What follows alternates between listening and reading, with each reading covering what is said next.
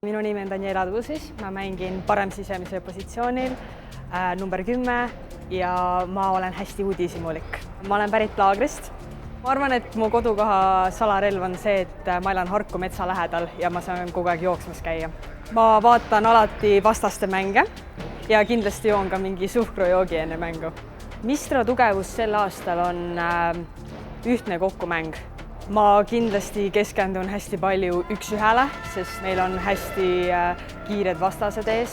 Tahaks seda möödamängu harjutada. Ma ootan mängimist Soome ja Leedu tiimide vastu, sest nad on hästi kiired ja teevad väga hästi oma aktiivset kaitset. Mida võiks publik tulla vaatama Balti mereliiga mängudele? Meil on siin Raasikul toimumas siis ikkagi Balti liiga mängud, mis on siis ikka Baltimaade tippkäsipall. Aitäh! Aitäh!